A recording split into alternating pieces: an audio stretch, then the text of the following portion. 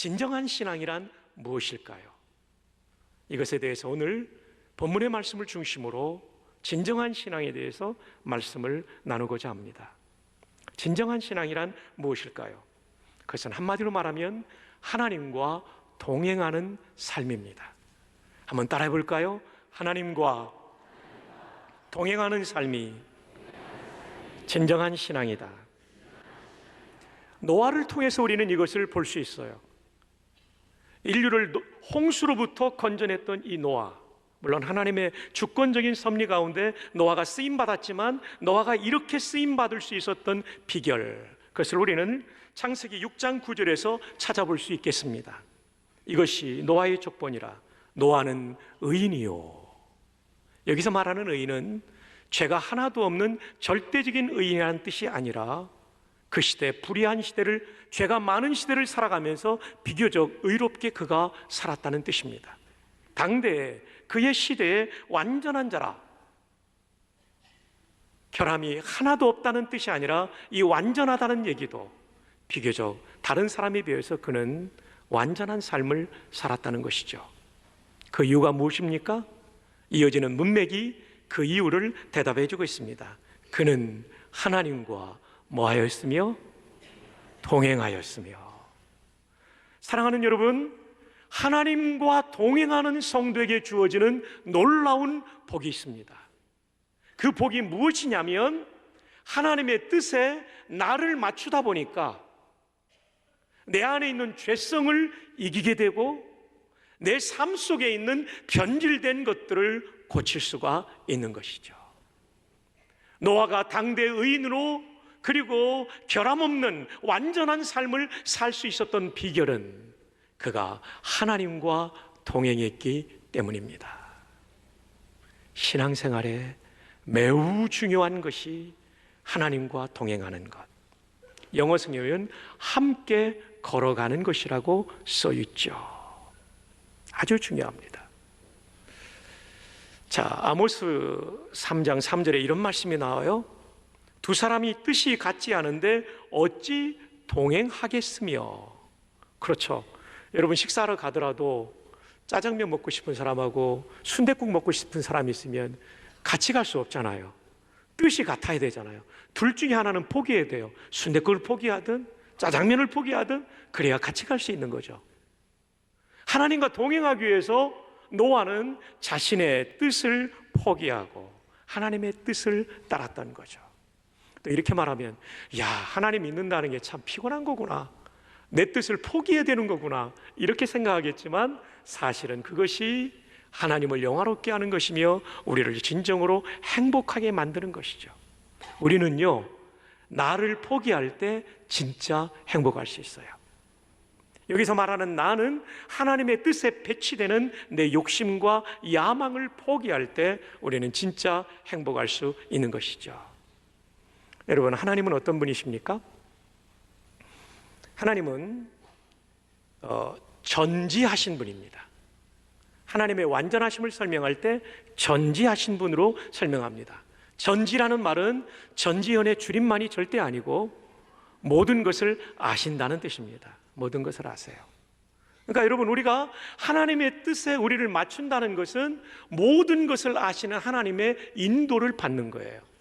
이것은 우리에게 유익이 되는 줄로 믿습니다. 또 그 하나님은 전능하십니다. 모든 것을 하실 수 있는 분이에요. 그렇기 때문에 그분의 뜻에 맞추어 살아가면 내 부족한 인생의 한계를 얼마든지 우리는 뛰어넘을 수 있는 줄로 믿습니다. 또 우리 하나님은 편재하십니다. 두루 편자에 있을 제자입니다. 두루 퍼져서 다 계십니다. 예배당에도 계시지만 우리 집에도 계십니다. 어디든지 계십니다. 그러므로 그 하나님을 의지하면 아무 때나 어디서나 그분의 보호와 인도와 공급을 받게 되어 있습니다. 이 사실을 믿으십니까? 하나님과 동행한다는 것은요, 하나님께도 기쁨이 되는 동시에 우리에게도 행복이 되는 거예요. 전지하시고 전능하시고 편지하신 하나님, 게다가 한 가지를 더 한다면 우리를 너무나 사랑하시는 그분이기 때문에 그분의 능력을 가지고 우리를 도와주시는 분이기 때문에 그분과 동행하는 삶은 행복한 것입니다. 한번 따라해 보실까요? 하나님과 동행하는 삶은 행복한 삶이다. 창세기 5장 24절, 에녹이 하나님과 뭐 하더니? 동행하더니 하나님이 그를 어떻게 하셨다고요? 데려가심으로 세상에 있지 아니하였더라. 여러분, 이 말씀을 통해서 뭐를 느끼십니까?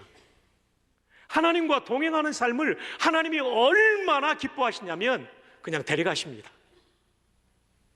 죽음을 보지 않고 데려가십니다. 죽음이라는 과정을 거치지 않고 영광스러운 천국에 들어가는 놀라운 복을 주신 것이죠. 동행이 얼마나 중요하면, 동행이 하나님께 얼마나 기쁨이 되면 죽음의 과정을 거치지 않고 승천의 영광을 에녹에게 주었을까요? 여러분, 오늘 이것을 마음속에 꼭 담아서 가시기를 바랍니다. 하나님은 하나님과 동행하는 성도를 매우 기뻐하십니다. 저와 여러분이 그런 성도가 되기를 바랍니다. 얼마나 기뻐하시냐면 에녹을 죽음이라는 과정을 거치지 않고 직행시켰어요, 천국으로. 그만큼 하나님과 동행하는 성도를 하나님은 기뻐하십니다. 이 본문에 대해서 구약 성경학자인 해밀턴 박사는 이렇게 주해를 했습니다. 아담의 족보에서 7번째 사람은 에녹이다. 누구라고요? 에녹. 몇 번째 사람이라고요? 7번째. 성경의 족보 기록자들은 독특하게 중요한 사람을 종종 7번째로 두었다. 거기에 배치했다는 거죠. 족보를 기록할 때 좀 생략하는 경우가 있거든요. 덜 중요한 사람. 그러나 족보를 기록할 때 정말 중요한 사람은 7번째 위치한다는 것이죠.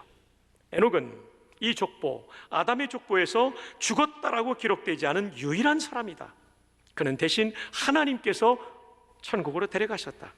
이것은 장수 그 자체는 하나님께로부터 오는 가장 신성하고 영예로운 복이 아닐 수 있다는 증거 중 하나일 수 있다. 말을 되게 어렵게 해놨습니다. 장수가 최고의 복이 아닐 수 있다는 거예요. 쉽게 말하면 하나님의 직접적인 임재가 있는 천국으로 승천하는 것이 아마도 더 영예로운 것이다. 장수보다도 죽지 않고 천국 가는 것이 더 영예로운 것이라고 말하고 있죠. 이것은 에녹이 유일하게 엘리야와만 함께 받은 특권이기에 무덤의 문이 승리하지 못한 것은 성경 속에 단 2번뿐이다. 무덤의 문이 모든 사람을 다 삼키죠. 그러나 승리하지 못했던 2 사람이 있었는데 에녹과 엘리야라고 말해주고 있는 것입니다. 주 안에 사랑하는 성도 여러분, 하나님이 하나님과 동행하는 성도를 얼마나 기쁘게 여기시냐면 그 사람을 그냥 천국으로 데려갈 만큼, 따라서 오늘을 사는 우리도 하나님과 동행하는 신앙생활을 할 때 하늘로부터 놀라운 은혜가 우리의 인생에 임할 줄로 믿습니다. 히브리서 11장에 오면 에녹의 믿음에 대하여, 하나님과 동행했던 에녹의 믿음에 대해서 5절에 이렇게 또 해석해 놓고 있습니다. 믿음으로 에녹은 죽음을 보지 않고 옮겨졌으니 하나님이 그를 옮기심으로 다시 보이지 아니하였더라. 그는 옮겨지기 전에 하나님을 어떻게 하는 자라고요? 기쁘시게 하는 자라 하는 증거를 받았느니라. 여러분, 창세기 5장과 히브리서 11장을 연결해 보세요. 창세기 5장에는 하나님과 동행했기 때문에 천국으로 승천시키셨다. 히브리서 11장에는 하나님을 기쁘시게 함으로 천국으로 승천시키셨다. 똑같이 승천시켰는데 5장에서는 동행함으로, 창세기 5장에서는 동행함으로, 히브리서 11장에는 하나님을 기쁘시게 함으로. 그렇다면 하나님과 동행한다는 것은 하나님을 어떻게 한다는 뜻일까요? 기쁘시게 한다는 뜻이죠. 하나님과 동행하는 삶은 하나님을 기쁘시게 하는 삶, 영화롭게 하는 삶이 되는 것입니다. 여러분들이 예배를 통하여서도 하나님을 영화롭게 해드릴 수 있지만 여러분의 삶의 현장에서 하나님과 동행하는 삶을 살 때 하나님을 기쁘시게 하는 성도의 삶을 사는 것입니다. 근데 그것은 거기서 끝나지 않죠. 우리의 삶에 말로 형용할 수 없는 하나님의 은혜와 복이 임하게 되는 것이죠. 사랑하는 여러분, 우리가 이렇게 살 수 있기를 주님의 이름으로 축복합니다. 아무 생각 없이 혼자 걸어가는 신앙생활이 아니라 그 하나님과 동행하는 삶을 살 수 있기를 바라요. 그렇다면 어떻게 하는 것이 하나님과 동행하는 삶일까요? 아모스 3장 3절을 다시 한번 봅시다. 두 사람이 뜻이 같지 않은데 어찌 동행하겠으며. 동행하기 위해서는 뜻의 일치를 보여야 되죠. 그럼 누가 누구의 뜻에 일치해야 될까요? 하나님이 우리 뜻이에요? 아니요. 우리 뜻에 일치하면 큰일 납니다. 우리는 불완전하고 전능하지 못하고 전지하지 못하기 때문에 우리가 판단하는 것이 틀릴 때가 얼마나 많은지 몰라요. 저도 조심조심하지만 제 판단이 틀릴 때가 있더라고요. 예, 틀릴 때가 있습니다. 틀릴 때가 있어요. 여러분도 그렇죠? 아멘 안 해도 맞아요. 예. 그래서 모든 것을 아시는 그분에게 내 뜻을 일치할 때 우리의 인생길이 행복할 수가 있는 것이죠. 그러기 위해서는 그분의 뜻을 알기 위한 교제가 필요하죠. 그래서 해밀턴 박사는 이렇게 말합니다. 동행은 교통과 교제에 관한 강조를 꽉 붙잡고 있다. 캡처하고 있다. 사로잡고 있다는 거죠. 동행은 어떻게 하는 거냐면 하나님과 교제하고 교통할 때, 교제와 교통의 차이는 뭐냐면 교제는 사귐이라면 교통은 더 깊은 사귐입니다. 원어의 뜻은 하나가 된다는 뜻이에요. 그냥 떨어져서 사귀는 게 아니라 한 덩어리가 된다는 거예요. 얼마나 친하면 한 덩어리가 되겠어요. 이게 교통이라는 말이죠. 이게 트래픽을 말하는 교통이 절대 아닙니다. 이건 커뮤니언을 말하는 거죠. 자동차 교통, 열차 교통이 아니라 비행기 교통이 아니라 이것은 사귐의 교통을 말하는 것입니다. 하나님은 우리와 어떻게 교제하시고 교통하십니까? 우리가 늘 듣는 얘기죠. 성경을 읽을 때 하나님이 우리에게 말씀해 주세요.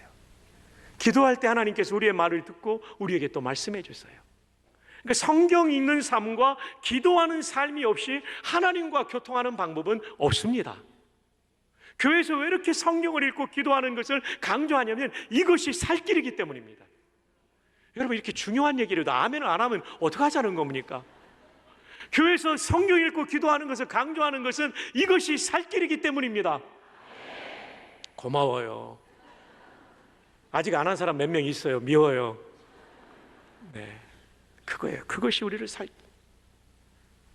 동행은 교제와 교통을 통해서 이루어지는데 성경 읽기와 기도를 통해서 이루어져요. 주일날 강론을 들으면서 내가 하나님의 뜻을 깨닫고 내 삶을 고치는 거 굉장히 중요하지만 이것만 가지고 안 돼요. 에브리데이, 매일매일의 삶에 성경 읽고 기도하는 교통의 시간이 있어야 돼요. 그리고 교통에는 빼놓을 수 없는 한 가지가 더 있는데 그것은 순종입니다. 받은 감동을 따라 순종할 때 깊은 하나님과의 교제가 이루어지죠. 여러분도 여러분의 자녀가 바른 일을 시킬 때 순종하면 뭐래도 대해주고 싶잖아요. 하나님도 마찬가지예요. 왜냐하면 인간이 하나님 닮았기 때문에 인간의 심성 가운데 좋은 것은 하나님을 배운 게 많아요. 하나님도 우리가 순종할 때 막 더 해주고 싶은 거예요. 우리 성도들이 이런 은혜를 누리기를 바랍니다. 그냥 확 받으시기를 바랍니다. 왕창 받으시기를 바랍니다. 그냥 세리 받으시기를 바랍니다. 와, 진짜 저도 경상도 말 많이 늘었습니다. 그런데 에녹에게 이렇게 하나님과 교통, 교제하는 동행의 삶이 시작된 전환점이 있었다는 거죠. 창세기 5장 21절을 볼까요? 에녹은 65세에 무두셀라를 낳았고 그 다음에 중요한 말이 나옵니다. 여기 밑줄 하셔야 돼요. 무두셀라를 낳은 후 여기 밑줄 하셔야 돼요. 300년을 하나님과 동행하며, 이게 밑줄 하셔야 돼요. 무두셀라를 낳기 전까지는 하나님과 동행했다는 표현이 나오지 않습니다. 그러나 무두셀라를 낳은 후부터 하나님과 동행했다는 표현이 나옵니다. 왜 그럴까요? 이 아들을 낳을 때 특별한 사건이 있었던 것이죠. 이것을 학자들은 무두셀라라는 에녹의 아들의 이름에서 그 뜻을 찾아가고 있어요. 자, 무두셀라의 뜻을 봅니다. 무두셀라의 본래 히브리어 뜻은 그의 죽음이 심판을 가져올 것이다. His death shall bring judgment. 그의 죽음이 심판을 가져올 것이다. 어느 날 하나님께서 에녹을 부르셨습니다. 에녹아, 내년 이맘때에 네 아내가 아들을 낳을 것이다. 아들을 낳으면 이름을 무두셀라라고 짓거라. 하나님, 그게 무슨 뜻이죠? 그의 죽음이 심판을 가져올 것이다. His death shall bring judgment. 그의 죽음이 심판을 가져올 것이다. 그가 죽는 날 이 땅에는 심판이 임할 것이다 라고 말씀하세요.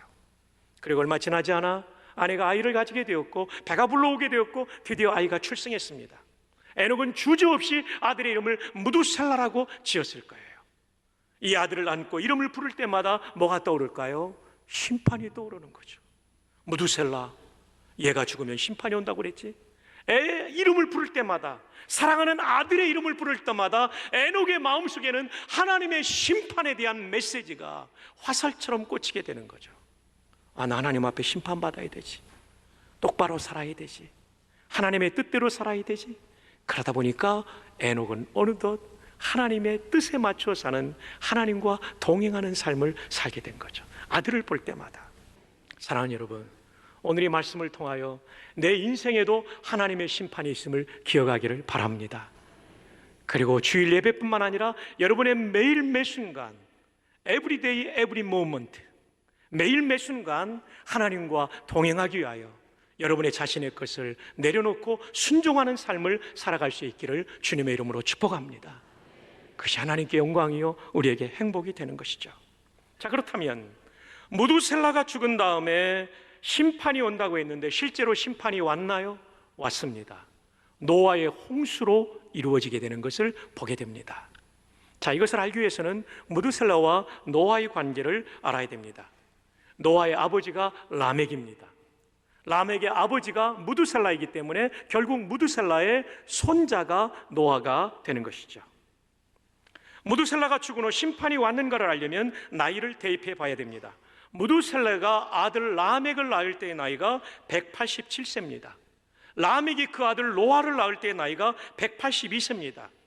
따라서 노아가 태어날 때 할아버지 무두셀라의 나이는 어떻게 계산하면 될까요? 2개를 더하면 됩니다. 그러면 몇 살입니까? 369세. 어떻게 알았어요? 아, 자막에 써 있죠. 네. 그런데 노아 홍수가 노아 몇 세 때 일어납니까? 600세 때 일어납니다. 노아 600세 때 홍수가 일어나는데 이때 할아버지 나이는 몇 세일까요? 이것은 노아가 태어날 때 무두셀라의 나이 369세 더하기 노아 600세를 계산하면 됩니다. 그때가 언제입니까? 969세. 무두셀라는 몇 년을 살았죠? 969년을 살았어요. 무두셀라가 죽자마자 언약의 신실하신 하나님은 이 땅을 심판하셨습니다. 심판이라니까 아멘도 2명밖에 안 하네요. 그러니까 여기서는 아멘을 크게 해야 되는 겁니다. 왜냐하면 이것이 성취된 거니까. 한 번 더 합시다. 언약의 신실하신 하나님은 무두셀라가 죽자마자 이 땅을 홍수로 심판하셨습니다. 맞습니다. 그러나 여러분, 심판을 두려워하지 마십시오. 하나님과 동행한 사람에게 심판은 상급을 받는 놀라운 시상의 순간이 되기 때문에 그렇습니다. 히브리서 11장 6절에 믿음이 없이는 하나님을 기쁘시게 하지 못하나니 하나님께 나아가는 자는 반드시 그가 계신 것과 또한 그가 자기를 뭐하는 자들에게요? 찾는 자들. 찾는 자라는 얘기는 하나님을 추구하는 사람, 하나님의 뜻을 추구하는 사람, 하나님의 뜻을 추구하며 순종하는 사람, 곧 동행하는 사람을 말합니다. 하나님과 동행하는 사람에게 상 주시는 하나님이심을 믿어야 할 것입니다. 이제 말씀을 맺으면서 이 얘기를 들려드리려고 합니다. 오스왈드 챔버스라는 유명한 하나님의 사람은 이런 얘기를 했습니다. 순종의 모조품은 열심이다. 이게 무슨 뜻일까요? 하나님께 순종하지 않고도 열심 낼 수 있다는 겁니다. 우리의 열정과 열심이 하나님을 경외하며 순종하기 때문에 열정과 열심을 가질 수도 있지만 그것과 상관없이 자기 열심으로도 얼마든지 신앙의 열심을 표현할 수 있다는 것입니다. 그러나 하나님 보실 때는 완전히 다르죠. 자기 열심으로 하는 사람은 하나님의 영광은 상관없어요. 그래서 교만해지기 쉽고 좀 힘들면 낙심좌절합니다. 그러나 순종으로 말미암아 열심을 가진 사람은 하나님의 영광이 목표고 목적이고 어떠한 상황에도 낙심하지 않고 변질되지 않고 충성할 수 있는 거죠. 순종의 모조품은 열심입니다. 혹시 여러분의 열심 가운데 모조품 신앙이 있지는 않습니까? 하나님의 말씀에 순종하기 위해서 열정을 가진 것이 아니라 내 무엇을 드러내기 위해서 열정을 갖고 있지는 않습니까? 사람은 매우 교묘합니다. 사람은 매우 영악합니다. 사람은 어떤 면에서는 지혜롭기 때문에 이런 영악함이 나타나는데요, 저와 여러분이 이런 잘못된 모조품 신앙을 가질 수 있어요. 하나님과 동행하지 않으면서 교회 봉사 열심히 할 수 있어요. 하나님과 동행하지 않으면서 충성스러울 수 있어요. 이건 진짜 신앙이 아니라 모조품 신앙입니다. 한 번 더요, 이것은 진짜 신앙이 아니라 모조품 신앙이에요. 그러므로 오늘 이 말씀을 들으면서 나는 진짜 신앙을 가지고 있는가, 모조품 신앙을 가지고 있는가, 진지하게 자신을 돌아보십시다. 그래서 매일매일의 삶을 하나님과 동행하는 성도가 되기를 바랍니다. 혼자 걸어가는 독행길이 아니라 동행길이 되기를 바라요. 그 일을 위해서 성경을 펼쳐서 읽고 하나님의 뜻을 알아가시고 기도하며 하나님의 뜻을 알아가십시다. 그리고 순종합시다. 그래서 하나님이 내 삶을 통해서 에녹처럼 기뻐하시며 영광 받으시고 내 삶 속에 하나님께서 승천의 은혜는 아니라 할지라도 기가 막힌 은혜를 주시는 이 놀라운 신앙의 차원까지 나아가는 우리 모두가 되기를 주님의 이름으로 축복합니다.